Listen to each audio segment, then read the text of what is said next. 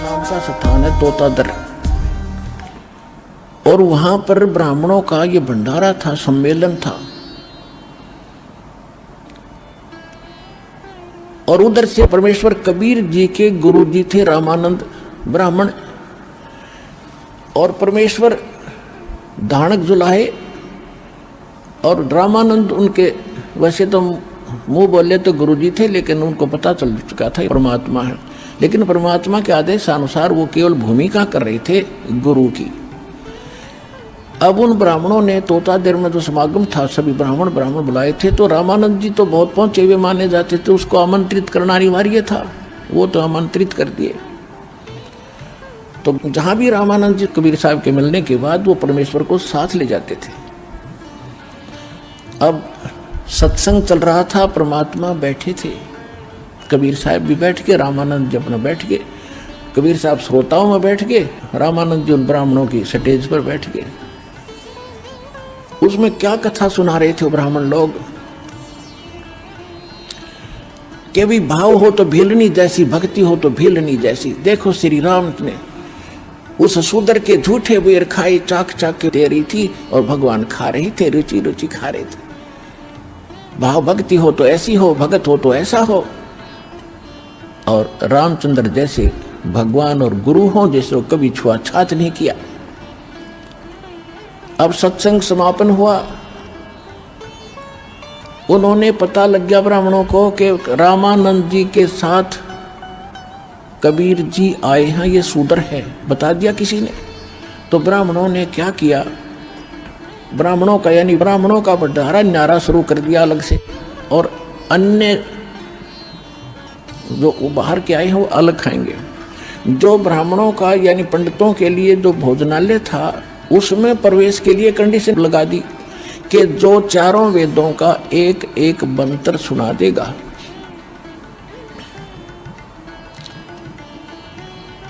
वही इस भंडारे में आओगा। उनको मालूम था कबीर जी तो जानते नहीं, संस्कृत पढ़े नहीं, इसलिए आप पे छट जाएंगे। अब जब सब ब्राह्मण आ रहे थे, उन्हें तो गोट रखे थे, श्लोक सुनाओ और फटते मंत्र सुनाओ और अंदर जाओ, मंत्र सुनाओ अंदर जाओ। अब परमात्मा का नंबर आया कि जी मंत्र सुनाओ। वहाँ एक भैंसा घूम रहा था, आसपास चल रहा था चारा, छोटा सा एक भैंसा। उसको कहा भैंसा राम इधर आना। वो आगे खड़ा होगा परमात्मा कबीर जी के पास कि पंडित जियों को वेद मंत्र सुना, कर पे हाथ मार दिया कमर पे। अब जोटा लग गया सुनान, कबीर अंगारी असी बम्भारी असी स्वर ज्योति रत धामा असी। उन चारों वेदों एक एक मंत्र सुना दिया, और सब हैरान। जोटा बोला, परमात्मा बोले जा जोटा राम ब्राह्मणा के भंडारे में खा ले रोटी, मैं तो वहीं खा लूंगा भाई जहां और खा रहे हैं।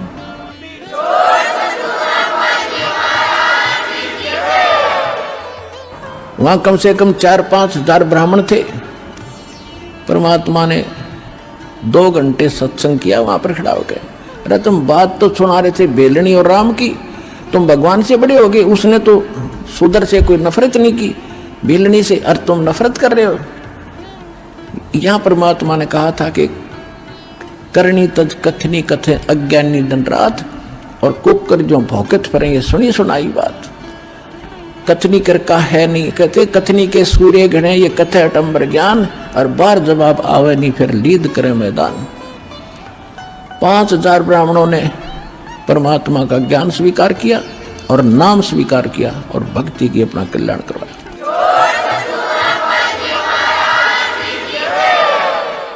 तो पुण्यात्माओं, ये परमात्मा हमारे लिए भटक रहे हैं, हमारे पिता हैं। ये ब्राह्मण भी उसी के बच्चे थे। कहते सोचल छिदर मैं करूं अपने जन के काज। उनको लाइन पे लाना था। आज तो ब्राह्मण बने फिरे थे, अहंकार में डूबे फिरे थे, बड़ी इज्जत थी संसार में। कल क्या बनता उनके साथ। कहते पंडित हुए कुकरा हवे करे हमेश। अगले जन्म में ये ब्राह्मण कहते कुत्ते की योनि में जाग जो सत भक्ति नहीं करता, फिर भौंकता फिरे।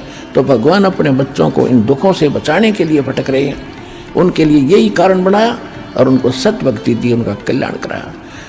तो प्रसंग जो चला था, परमात्मा प्राप्ति के लिए सबसे पहले प्रथम कड़ी है गुरु। और गुरु हो कंप्लीट, उसके पास कंप्लीट स्पिरिचुअल नॉलेज हो, और कंप्लीट मेथड ऑफ वर्शिप हो, तो वो कंप्लीट गुरु ये रामपाल दास इस विश्व में।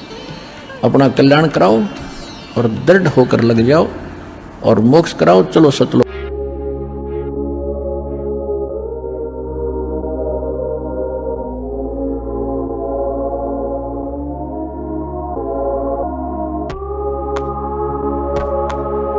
गुरु रूप में रहते थे, उनसे कहा महाराज ये रंका और मंका जंगल से लकड़ी लाते हैं और इनको बेचकर गुजारा कर रहे हैं, बहुत निर्धन है, झोंपड़ी भी ढंग से नहीं है, इनको कुछ धन दे दो। परमात्मा बोले भाई ये धन ना लेते, मैं देना चाहता हूं।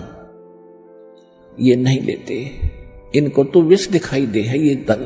तो नामदेव कि उनका थोड़ा सा ठीक गुजारा था, कहने लगे नहीं जी थोड़ा बहुत तो गुजारा होना चाहिए इनका, कुछ तो दे दो।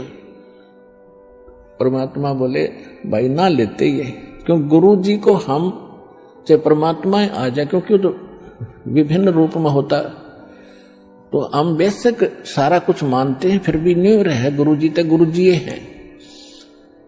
तो कहने लगे जी कुछ तो देना चाहिए इनको। अच्छा बेटा ले आज देता हूं, तू मेरे साथ चल। अब क्या किया परमात्मा ने, अपनी सिद्धि शक्ति से गहने सोने के आभूषण अच्छे बनाए, चांदी के सोने के, और आ जा भाई इनके रास्ते में डाल देंगे, ठा ले जाओगे। हाँ जी सही बात है। वो लकड़ी लिए आ रहे थे, बंका पीछे थी, रंका आगे आगे आवा था, सिर पे लकड़ियों का बंडल था। वो 100 फुट पीछे थी, 100-150 फुट, रंका आगे आ गया था। क्या किया रास्ते में, वो सोने के आभूषण डाल दिए और नामदेव और परमात्मा एक झाड़ी के पीछे बैठ गए। अब जब वो निकट आया रंका, उसने पीछे देखा कि मेरी पत्नी आ रही है। पत्नी औरत के अंदर आभूषणों की घनी कसक होती है, और कहीं ये किसी का धन पड़ा देखकर नीत ना डबोले, डूब जा कदे अपना कर्म धर्म बिगाड़ लिया। उस पर पैर से मिट्टी डालने लग गया।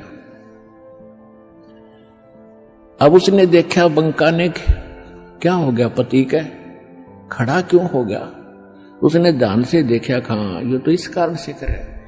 वो कहने लगी चलो चलो जी क्यों मिट्टी पर मिट्टी डाल रहे हो, चलो चलो क्यों मिट्टी पर मिट्टी डाल रहे हो। उसके पास से दो निकल के, देखा भी नहीं उसको।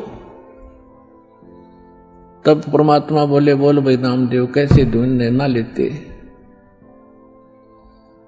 अब नामदेव ने सोचा भाई उसकी बुद्धि इतनी ही काम करे थी कि जी और कोई तरीका अपना लो। अच्छा भाई और भी तू कहेगा मैं वो अपना लेंगे। एक दिन क्या था, सत्संग हो रहा था, परमात्मा सत्संग कर रहे थे, रंका और बंका ये दोनों सत्संग सुन चले गए। नामदेव भी वहीं बैठा था। उधर से क्या हुआ, वो लड़की घर पे थी और वो बाहर बैठी थी चारपाई पे। उस झोपड़ी में आग लग गई। वह दौड़ी दौड़ी आई लड़की के, माताजी पिताजी माताजी पिताजी। कहा क्या हो गया बेटा, कि झोपड़ी में आग लग गई। सत्संग चल रहा था और वो बताने भाग गई। तो उन्होंने पूछा बेटा क्या जल गया, क्या बच गया। कि एक चारपाई बची है बाहर, बाकी सब जल गया। कि उस चारपाई ने भी उसमें गिरा, वो बढ़ती आग में। राजा बेटी सत्संग सुन ले,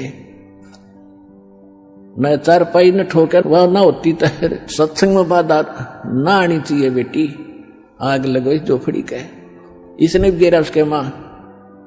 और यह झोपड़ी ना होती तो सत्संग में बात तो ना आती। तुमने ध्यान भंग कर दिया, इतना आनंद आ रहा था।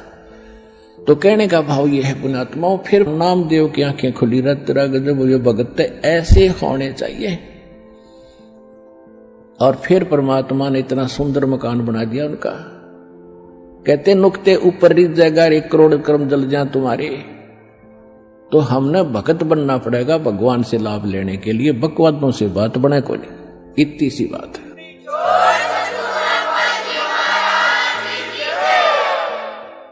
साईं इतना दीजियो हो जामे कुटुंब समावे, हम भी भूखे ना रहे अतिथि ने भूख जावे।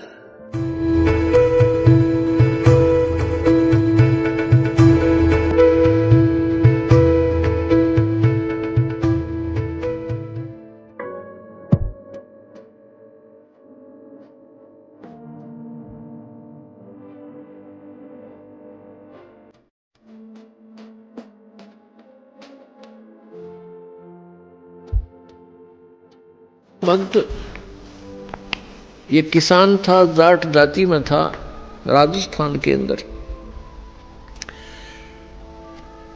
ये बहुत ही श्रद्धालु भक्त था। परमात्मा में इतनी आस्था थी, दया, बहुत दया थी, धार्मिकता उनके अंदर बहुत ज्यादा थी। उसकी धर्मपत्नी बहुत ही नास्तिक टाइप थी। वो भगत जी को काफी बाधा पैदा करती थी भक्ति मार्ग में। फिर भी भक्त अपनी श्रद्धा और स्वभाव से कभी विचलित नहीं होता था, क्योंकि राजस्थान के अंदर बहुत पहले की बातें हैं, 400 वर्ष पहले, तो वर्षा हो जाती थी तो अन्न होता था, ज्वार बाजरे बोआ करते थे। अन्यथा बहुत ही भूख मरी होती थी, गरीबी बहुत थी, निर्धनता बहुत थी। एक बार वर्षा हुई और धन्ना भगत की बीज बोने के लिए, ज्वार बोने के लिए चल पड़ा। रास्ते में 4 संत भगत आगे, और भगत को देख करके भगत प्रणाम करते हैं, गदगद होते हैं और हाथ जोड़कर प्रणाम किया। नमस्कार हो संतों को, राम राम कही और कुशल मंगल पूछा भगत ने। तो उन भक्तों ने बताया कि कुशल काहे की है भगत, 4 दिन हो गए रोटी नहीं खा ली, 3-4 दिन हो गए कोई अन्न नहीं मिला, हम ऐसे तीर्थ यात्रा पर जा रहे हैं। अब धन्ना भगत जी ने सोचा 4 दिन हो गए रोटी नहीं खाई, ये मरेंगे, निढाल हो रहे हैं बिल्कुल। कहा ले ये ज्वार खा लो। ज्वार थी, बीज बोन गया था, वह ज्वार रखती, भूखे मरे थे, मार गए गले, फटाफट खा गए सारी ने।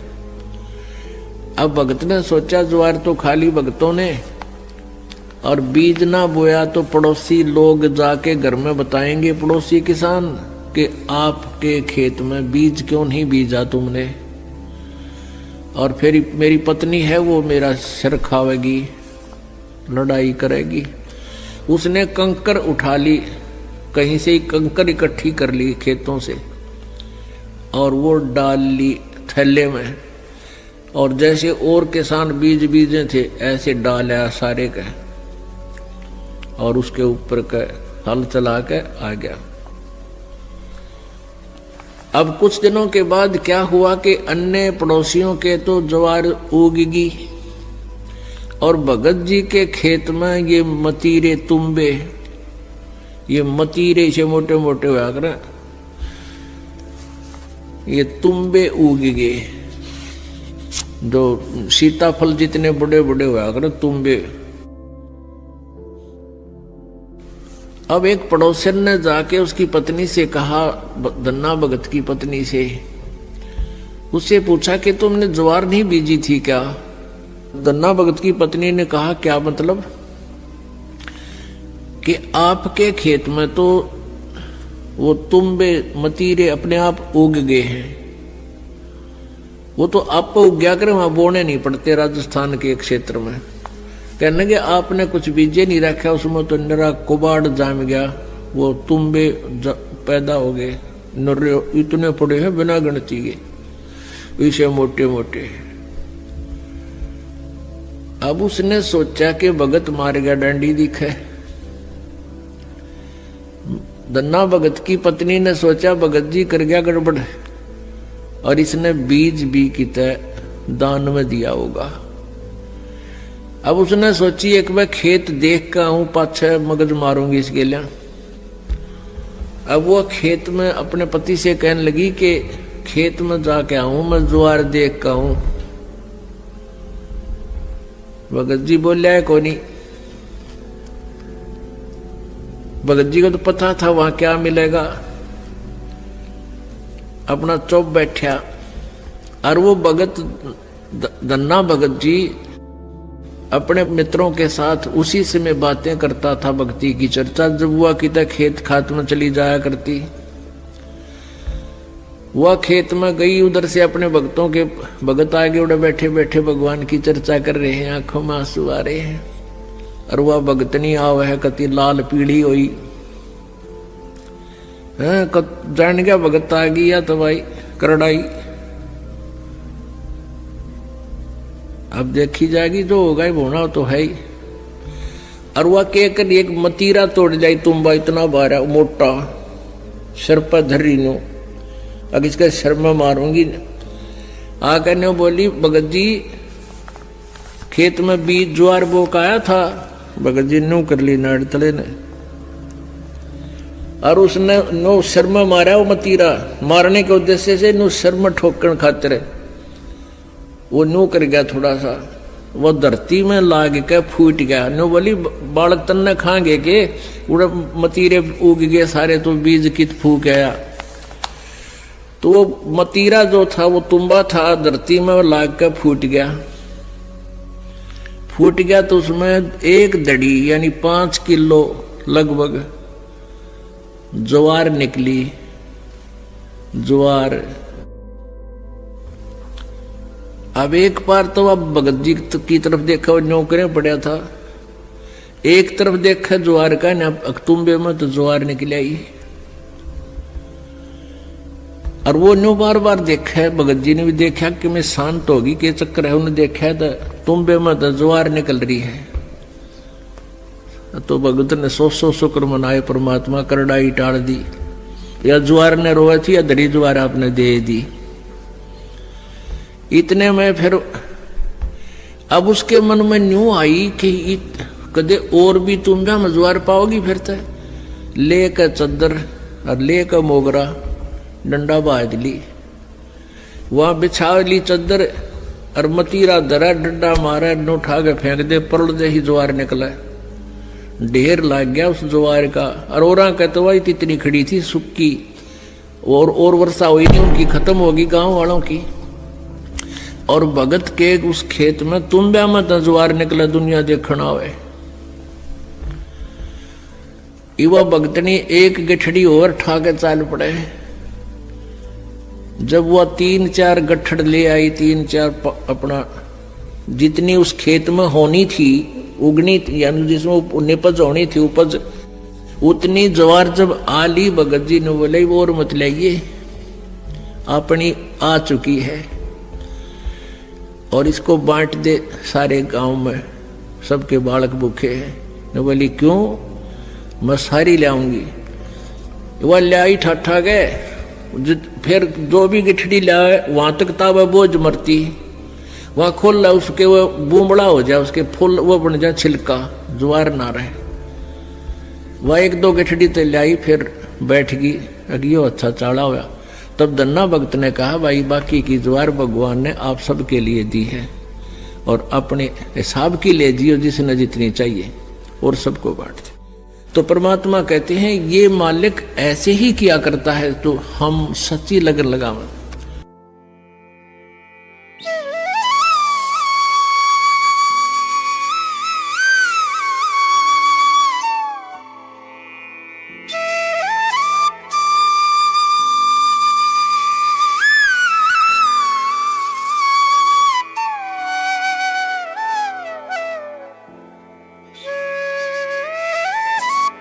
बकवाद करने जाते ही है राजा लोग, जब इनको सुख हो जाता है तो भगवान छोड़कर बकवादे करते हैं। तो वो ज्यादा गहरा चला गया, कहीं दूर, भूख प्यास से व्याकुल था। किसान के पास अपने खेत में अपनी रोटी उपलब्ध थी, अपनी ही। राजा वहां पहुंच गया। उसने ये भी नहीं पूछा भी तू कौन है, कहां से आया है, किसान ने, और पूछा भाई भूख लगी होगी तेरे को, घोड़े वाले, आका जी भूख लगी, बैठ पहले भोजन खा। भूख लगी हुई थी, भोजन उसने सारा खा लिया। फिर उसने तब पूछा कि आप क्या खाओगे? कि कोई ना, मैं तो यहां से कोई घास फूस और फल फ्रूट मिलेगा तो खा लूंगा, आप अतिथि हो। इस बात से बड़ा प्रभावित हुआ राजा। तो राजा ने कहा, भाई तेरा नाम क्या है? ये नाम है, ये मेरा गांव है। फिर उसने बताया कि अभी मैं राजा हूं इस नगरी का, जिस क्षेत्र में तेरा गांव पड़ता है, और तुझे कभी कोई आपत्ति आवत मेरे पास आ जाना। कुछ वर्ष उसको उसने एक ऐसा बना के दे दिया, अपना ऐसा कोई आइडेंटिटी उसको बनाकर दे दी कि तेरे को कोई नहीं रोकेगा, कभी आ जाना मेरे राजमहल तक, यानी मेरी रेजिडेंस तक भी आ जाना। तो इतना प्रभावित हुआ राजा उस किसान के इस बात को देखकर के अपने मुंह से रोटी निकाल कर अतिथि को दे दी। यह छोटी बात नहीं, ये पिछले संस्कार ही होते। तो वहां पहुंचा, एक दिन उसको कोई बात याद आ गई कि अभी राजा से मिलकर आते हैं। कुछ सूखा गिर गया था, वो सूखा तो फिर सारी नगरी में गिर रहा था। राजा था, जब वो पहुंचा, राजा मुसलमान था, बाहर बैठा अपना कोई नमाज कर रहा था, और वो सीधा ही पहुंच गया। वो दिखा करके वो पासपोर्ट राजा वाला, तो वो कहने लगे, तो सेवादार थे, नौकर थे, कि यहां बैठो भाई, राजा अपनी कुछ क्रिया कर रहा, उसके बाद बात करेंगे। वो सामने देख रहा था कि राजा क्या कर रहा है। जब राजा खड़ा हुआ, कुशल मंगल पूछा, तो उसने पूछा किसान ने कि पहले ये बताओ आप ये क्या कर रहे थे? राजा ने कहा कि मैं भगवान से, अल्लाह से अपने राज्य में, अपने घर में सुख की कामना कर रहा था। अकाल गिर गया है, इसके लिए दुआ मांग रहा था। तो किसान कहने लगे, अच्छा, मैं तो भिखारी के पास आ गया भाई, उससे तो मैं न मांग लूंगा अपने घर पे, फिर तेरे से क्या जरूरत है मुझे मांगने की। राजा भी उसी दुख में दुखी, और मैं भी वही दुखी। मांगना किसी, देने वाला कोई और है, उसको हम भूल गए। तो सतलोक आश्रम बरवाला, जिला हिसार, हरियाणा में यही याद दिलाई जाती है कि संसारिक लोगों से तुम जो राहत मांगते हो, ये आपकी अध्यात्म ज्ञानहीनता है। परमात्मा से मांगो, परमात्मा उसी को देता है जिसके पहले के शुभ संस्कार है। ना बेसिक मांगते रहियो, कभी नहीं दे। अब सब शुभ संस्कार बनते कब हैं? अब बनेंगे। शास्त्र अनुकूल साधना इस दास के पास उपलब्ध है, वो रियल साधना है। इससे आपके रोज शुभ संस्कार बनेंगे, आपको इस जन्म में भी देगा और सतलोक में भी आपको ले जाएगा। ये वो साधना है। आपने बस इतना सा करना है, जैसा ये दास कहे उसके अनुकूल करके देखो। जो गुरु आदेश हो गुरु जी का, उसका पालन करके देखो। भाई जो गुरु वचन पे डट गे, कट गे फंद 84 के।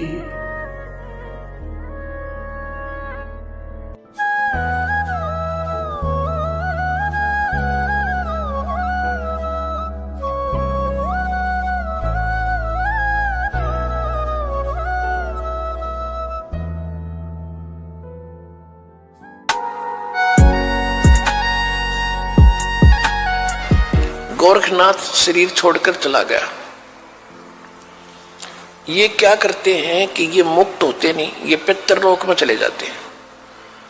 और पितरलोक में वहां यहां से मरे हुए जो सिद्ध थे वो सारे वहां इकट्ठे हो जाते हैं एक जगह, और ये भी वहीं चले जाते हैं। जैसे पितर दादे परदादे मर गए, वो पितर बन गए, और फिर कोई मरता है वो पितर बनकर उन्हीं के पास जाता है, क्योंकि वो उन्हीं की पूजा कर रहा होता है, उन्हीं में आस्था होती है।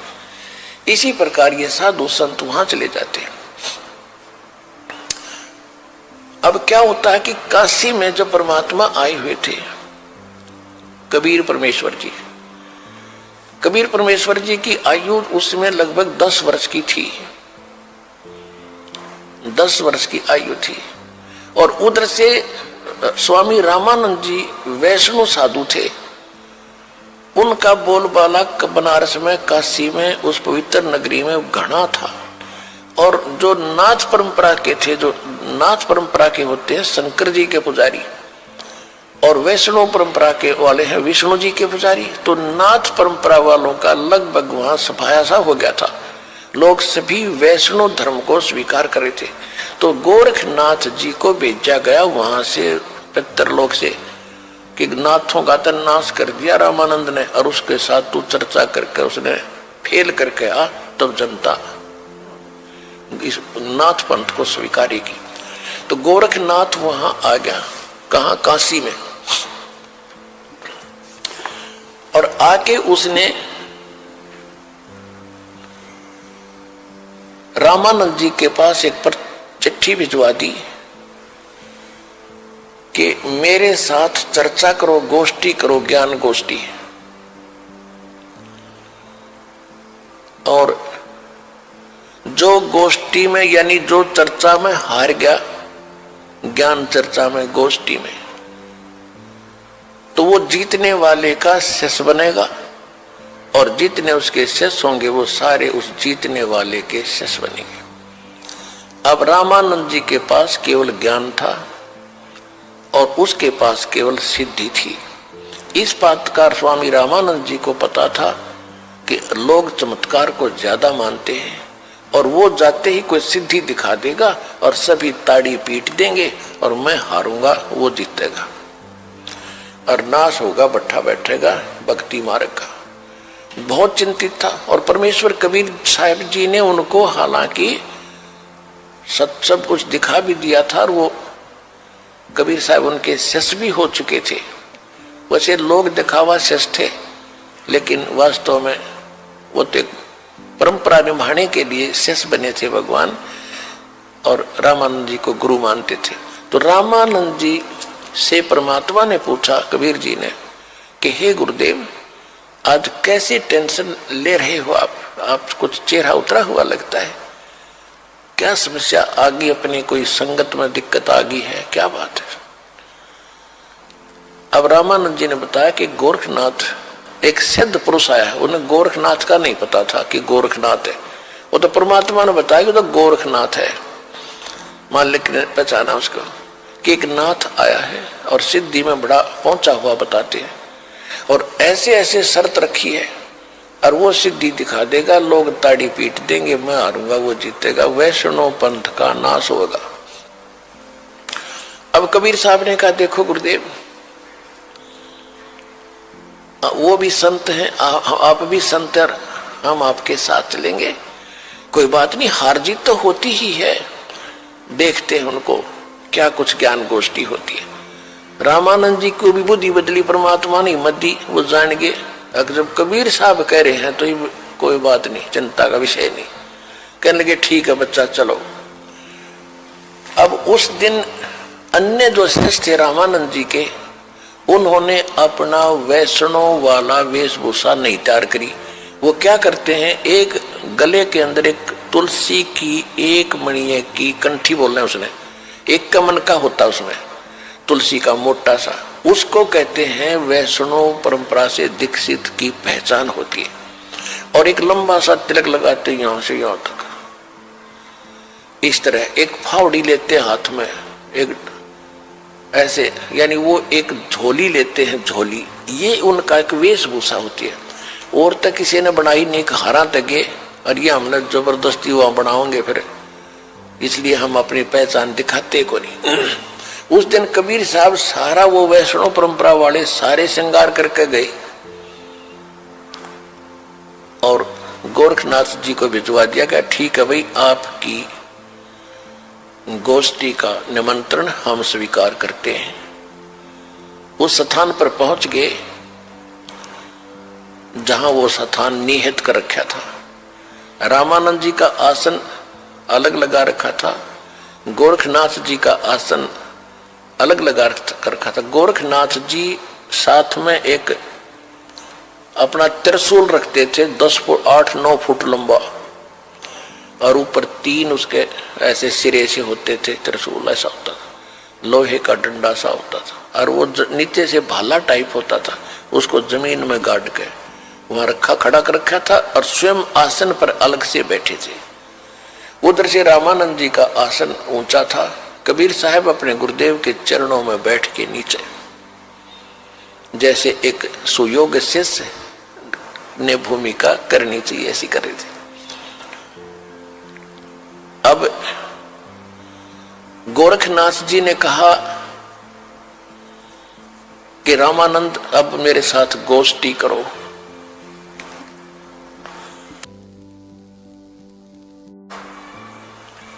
अब थोड़ी सी वाणी सुनाते हैं आपको, फिर उसके बाद कथा सुनाएंगे।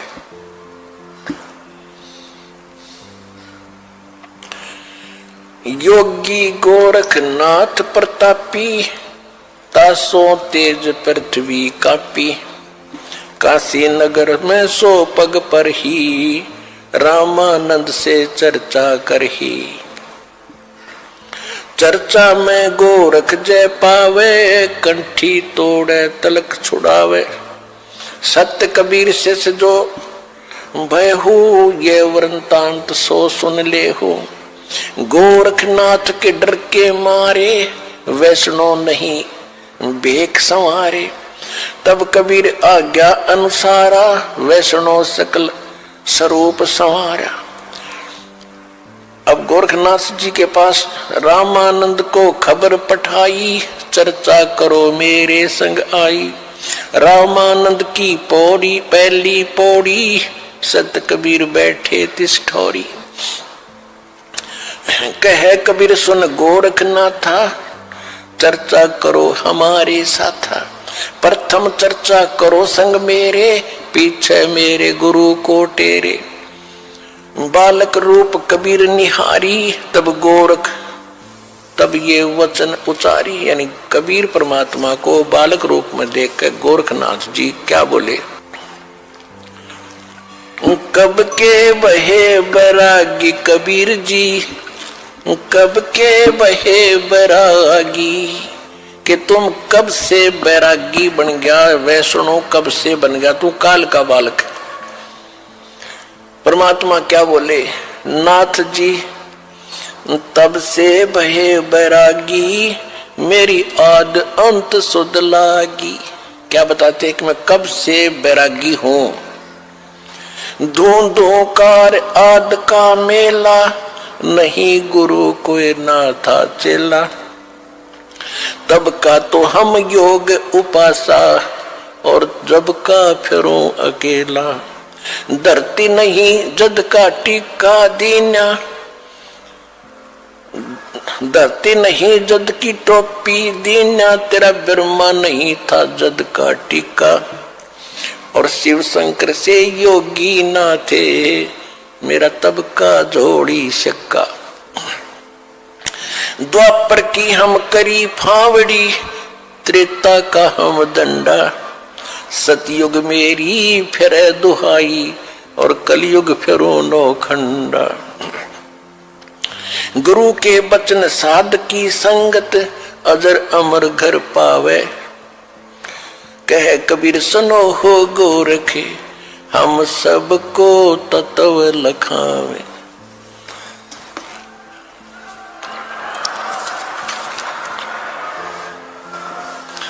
कि ए गोरखनाथ, मैं जब तक ना ब्रह्मा था ना विष्णु था, उससे पहले का हूं मैं।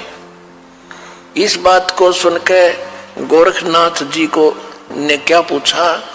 अरे क्यों बात बना रहा है तू भक्त, तेरी उम्र क्या है?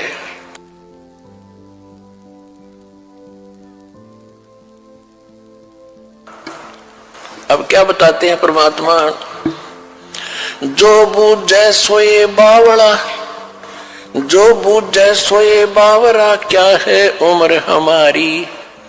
असंख्य योग पर ले गए हम तब के ब्रह्मचारी ही।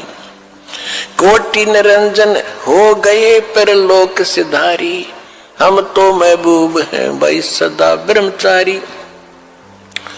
अरबों तो ब्रह्मा गए ये 49 करोड़ कन्हैया, तेरे 7 करोड़ तेरे शंभू मर गए, मेरी एक नहीं पलैया।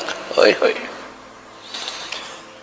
कहते हैं करोड़ों निरंजन मर गए, अलख निरंजन 21 ब्रह्मांड के स्वामी, और कहते हैं अरबों तो ये ब्रह्मा मर गए और 49 करोड़ विष्णु ये तेरे कन्हैया, और 7 करोड़ तेरे शंभू मर गए, मेरी एक नहीं पलैया। अब भी शंकर जी का पुजारी नाथ जी थे, और जब ये कहा कि तेरे शंभू भी मर लिए 7 करोड़ और मेरी एक भी पल आयु की नहीं घटी है, अर्थात मैं अविनाशी हूं। कोटन नारद हो गए ये मोमंद से चारी, देवताओं की गिनती नहीं ये क्या सृष्टि बिचारी। नहीं बूढ़ा ना बालक और ना कोई भाट भिखारी, कहे कबीर सुनो हो गोरख यह उम्र हमारी। अब गोरखनाथ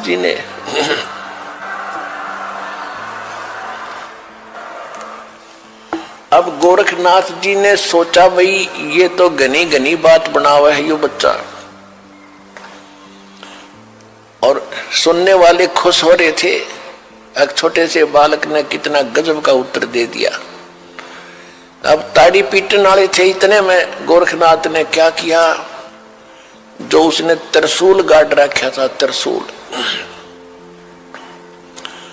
आसन से उठा, सिद्धि से नो का नो आसन पदम लगाए लगे ऐसा उठा और उस त्रिशूल के ऊपर जा बैठा। ये देखिएगा। और परमात्मा ने क्या किया, परमात्मा ने कहा कि गोरखनाथ अब मैदान छोड़कर भाग मत, आपकी और हमारी ज्ञान गोष्ठी की बात हुई थी, ये ड्रामेबाजी दिखाने की नहीं, ये जादूगरी दिखाने की बात नहीं हुई थी, ज्ञान की बात हुई थी। और ज्ञान कर बैठ ढंग से आकर यहाँ आसन पे, ये ड्रामा क्या दिखा रहा है। लोगों ने ताली पीट दी क्योंकि वो बैठ गए ऊपर जाके। तो गोरखनाथ ने कहा कि अगर तुम्हारे अंदर कोई ताकत है भगवान की, मेरे बराबर आकर बैठ, तब मैं गोष्ठी करूंगा तेरे से। जमीन से 8-9 फुट ऊपर त्रिशूल के ऊपर जज कर बैठा सिद्धि थे। परमात्मा को तो पता था ये बालक कितनी क्या हरकत करेगा। परमात्मा जो सूत होते थे, सूत कपड़ा बुनते थे, और सूत की एक कुकड़ी, बोलना हरियाणा में कुकड़ी, जो चरखे में माताएं काटा करती थी, वह इतनी मोटी हो जाती थी, धागे की रील सी, वह जेब में डाल रहे थे पूरी। कबीर साहब ने क्या किया कि उस धागे का एक हिस्सा पकड़ के और वो कुकड़ी यानी वह रील ऊपर न फेंक दी, वह ऐसे खुलती खुलती और सीधा 150 फुट की ऊंचाई पर जाकर ऊपरला एंड खड़ा हो गया, स्ट्रेट नो का नो, मालिक की ताकत से। और परमात्मा वहां से उठे और उसके ऊपर के एंड पर जाकर बैठ गए। ये देखो,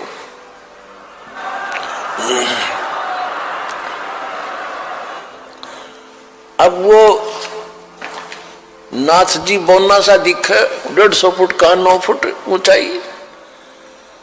अब गोरखनाथ जी, कबीर साहब ने कहा कि ले नाथ जी, अगर बराबर बैठ के ही चर्चा करनी है तो आजा बेटा यहां मेरे बराबर में। अब देखो, ऐसी बात नहीं है कि गोरखनाथ तो आकाश में उड़ जाता था, उड़ सकता था, लेकिन एक तो चुंबक होता है, परमात्मा तो सिद्धियों के भंडार हैं। और सिद्धि क्या, जैसे यह घड़ी है, यह सिद्ध कर दी मैकेनिक ने, और यह चल रही है सुइयां, और इसको चुंबक के सामने कर दो, वहीं स्थिर हो जाएंगी, चल नहीं सकती। तो वो सिद्धियां परमात्मा ने पहले उसकी सिद्धि फेल करी। अब गोरखनाथ जी ने सोचा ऊपर न उठो, थोड़ा सा उठा, धड़ाम दे से नीचे आके गिरा। भाई की डुड्डी और डिग्गी होती।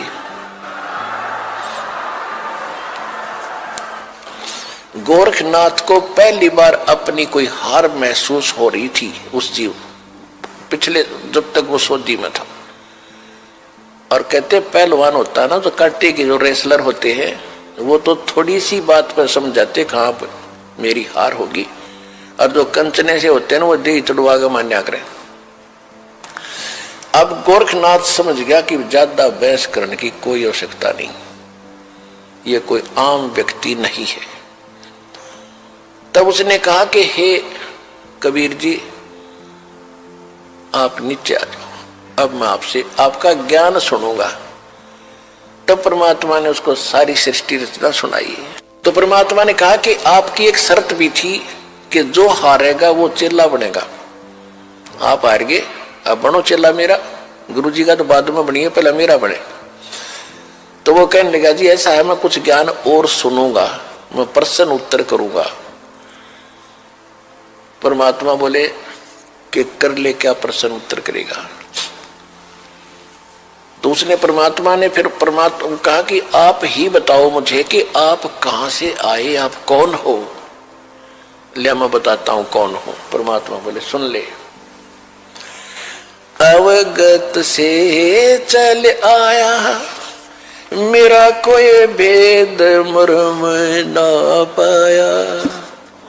अवधू अवगत से चल आया, अवधू अवधूत हे गोरखनाथ, मैं अवगत से चला आया जिसके बारे में कोई नहीं जानता। तेरा ब्रह्मा जानता ना तेरा शंकर जानता ना विष्णु जानते। अवधू अवगत से चल आया, मेरा कोई भेद मर्म ना पाया। मात पिता मेरे ना मेरा जन्म न गर्भ बसेरा, बालक बन दिखलाया, काशी नगर जल कमल पडेरा, तहाँ जुलाहे न पाया। मात पिता मेरे कछु नाही, ना मेरे घर दासी, जुल्ला का सुत आन कहाया, जगत करो मेरी हंसी। मात पिता मेरे कछु नाही, ना मेरे घर दासी, ये जुल्ला का सुत आन कहाया, जगत करे मेरी हंसी।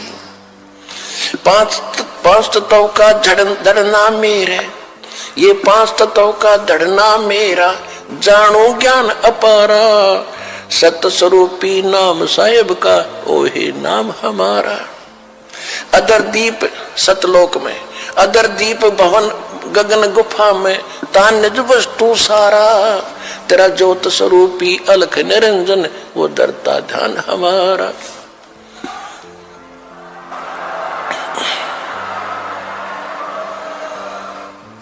अदर दीप और गगन गुफा में, तान वस्तु सारा, तेरा ज्योत स्वरूपी अलख निरंजन, वो दरता ध्यान हमारा। हाड चाम लहू ना मेरे, हाड चाम लहू ना मेरे, कोई जाने सतनाम उपासी, तारण तरण अव्यय पद दाता, मैं हूं कबीर अविनाशी। हाड चाम लहू ना मेरे, कोई जाने सतनाम उपासी, तारण तरण अव्यय पद दाता, मैं हूं कबीर अविनाशी।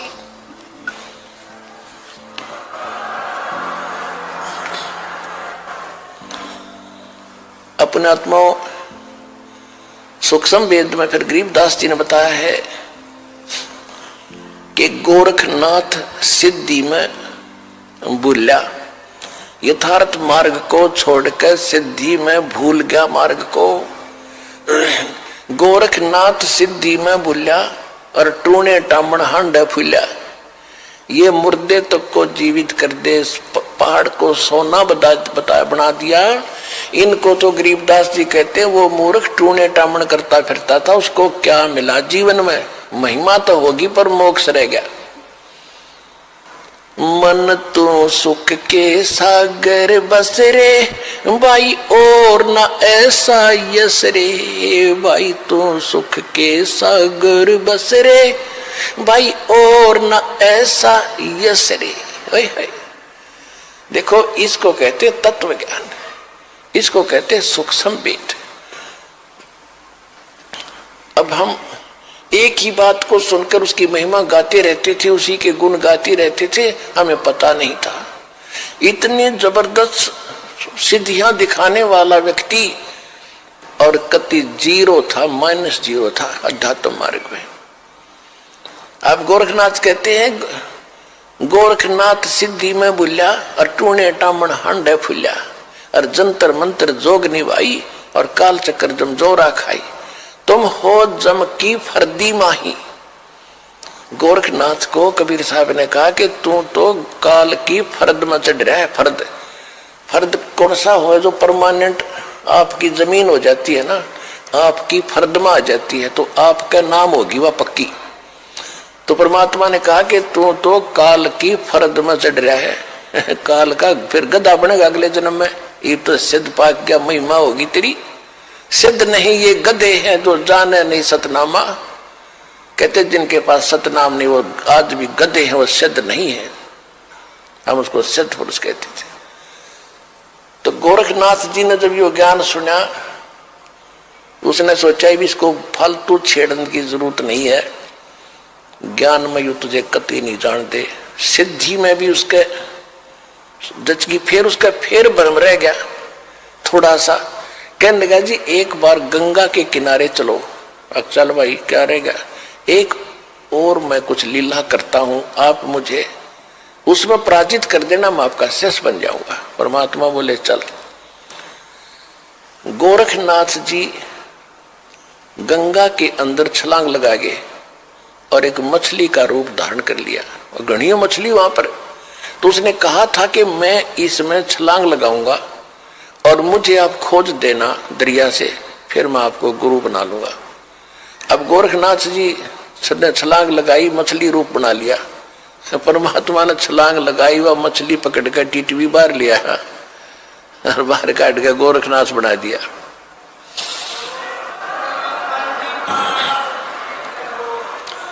फिर गोरखनाथ चरणों में गिर गया।